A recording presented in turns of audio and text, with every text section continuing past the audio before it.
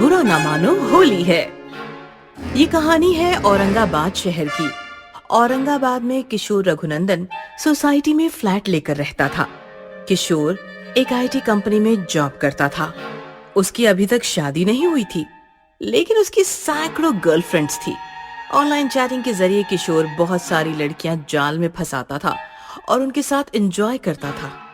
एक रात की बात है, किशोर अर्पिता नाम की लड़की से कॉल पर बात कर रहा था। क्या यार अर्पिता, चैट और कॉल कर करके मैं बोर हो गया हूँ। कल रंग पंचमी की छुट्टी है, अच्छा मौका है, आ जाओ फ्लैट पर। ठीक है, कल तुम्हारी सोसाइटी के बाहर तुम्हारा वेट करूंगी। ये सुनकर किशोर खुश हो गया। हाँ हाँ, आ जाओ, मुझे बस तुम्हारे रंग में रंगना है। तुम्हारे सिवाय मैं किसी से रंग नहीं लगवाऊंगा। चलो मिलते हैं कल, गुड नाइट। ऐसा कहकर किशोर सो गया। दूसरे दिन की सुबह हुई। किशोर नहा धोकर अच्छे से कपड़े पहनकर तैयार हो गया। तभी उसका मोबाइल बजा। हाँ अर्पिता, बस 2 मिनट में आता हूँ। ऐसा कहकर किशोर बाहर आया तो सोसाइटी के बच्चे होली खेल रहे थे। ये किशोर भैया को रंग लगाओ रे। ये सुनकर किशोर घबरा गया और उसने बच्चों से झूठ कहा। अरे अरे नहीं नहीं, मुझे रंगों से एलर्जी है, प्लीज मुझे रंग मत लगाओ। क्या भैया, सारा मूड खराब कर दिया। ये चलो रे, किसी दूसरे को पकड़ते हैं। ऐसा कहकर बच्चे निकल गए और किशोर भी सोसाइटी के बाहर आया, लेकिन अर्पिता वहाँ थी ही नहीं। कमाल है, अर्पिता तो यहाँ है ही नहीं। किशोर ने अर्पिता को कॉल ट्राई किया, लेकिन उसका मोबाइल स्विच ऑफ आ रहा था। किशोर परेशान खड़ा सोचने लगा कि तभी उसे उसके कॉलेज फ्रेंड सैम का फोन आया। हेलो, हाँ बोलो सैम। हैप्पी होली भाई। हैप्पी होली सैम, कैसा है तू? मैं ठीक हूँ, तू आ रहा है ना आज मेरे यहाँ? एंजॉय करेंगे। हाँ, शाम को आता हूँ तुम्हारे फ्लैट पर। अरे यार शाम को नहीं, अभी आ जाना। पिछली साल की तरह और कोई नई आंटी पकड़ लेंगे रंग लगाने के बहाने। याद है ना पिछले साल वाला रेशमा आंटी का कांड, कैसे जबरदस्ती रंग लगाया था उनके फ्लैट में घुसकर। वह कैसे भूल सकता हूँ यार, कितना जोरदार चाटा पड़ा था मुझे। वैसे वो रेशमा है कहाँ? उस दिन के बाद जैसे गायब सी हो गई। किशोर ऐसा बोल ही रहा था कि अचानक कॉल कट हो गया। किशोर ने दोबारा सैम का नंबर ट्राई किया, लेकिन सैम का मोबाइल स्विच ऑफ था। अब इससे क्या हो गया? तभी अचानक किशोर की पीठ पर किसी ने हाथ रखा। किशोर झट से पीछे मुड़ा तो पीछे अर्पिता खड़ी थी। क्या यार अर्पिता, कितना डर गया मैं। कहाँ गायब थी तुम?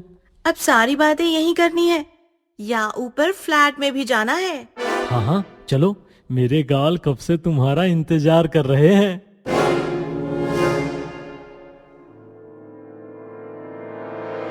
ऐसा कहकर दोनों लिफ्ट से होते हुए फ्लैट के अंदर पहुंच गए।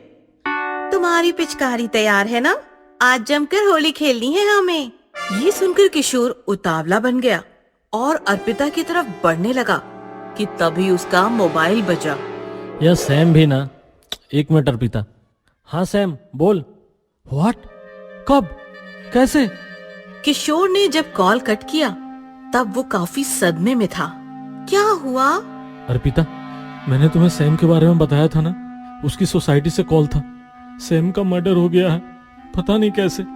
5 मिनट पहले तुमसे बातें कर रहा था वो। तभी अचानक किशोर के गाल पर जोर जोर से खुजली होने लगी और किशोर बेहाल हो गया। यह क्या हो रहा है यार, मैं वॉशरूम होकर आता हूँ। ऐसा कहकर किशोर वॉशरूम में गया और जैसे ही उसने आईने में देखा, उसकी सांसें रुक गई। उसका पूरा चेहरा खून से रंगा हुआ था। खून? खून कैसे? तभी उसके कानों में एक डरावनी आवाज गूंजी। बुरा ना मानो, होली है। कौन? अर्पिता, क्यों मजाक कर रही हो? दोस्त मरा है मेरा, चेहरे से खून बह रहा है और तुम्हें मजाक सूझ रहा है? अर्पिता नहीं, रेशमा। ऐसा कहकर एक भयानक भूतनी वॉशरूम में आ गई, जिसका चेहरा खून से रंगा हुआ था। अर्पिता, ये तुम्हें क्या हो गया? मैं अर्पिता नहीं, रेशमा हूँ, रेशमा। वही रेशमा जिसे 1 साल पहले सैम और तुमने मिलकर फ्लैट में घुसकर जबरदस्ती रंग लगाया था। उसी रेशमा का भूत हूँ मैं और पिता का रूप लेकर तुझे तबाह करने आई हूँ। रेशमा आंटी, तुम मर चुकी हो? हाँ, मेरा पति मुझ पर शक करता था। तुम रंग लगाकर चले गए और उससे गलत फहमी हो गई। उसने मुझे मार मार कर मेरी जान ले ली।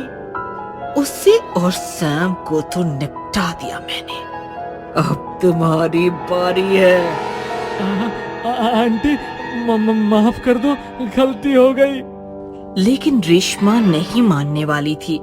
उसने किशोर को पकड़ लिया और अपने लंबे लंबे नुकीले नाखून और दांत बाहर निकालकर किशोर को नोच खाया और लहू लुहान करके मार डाला।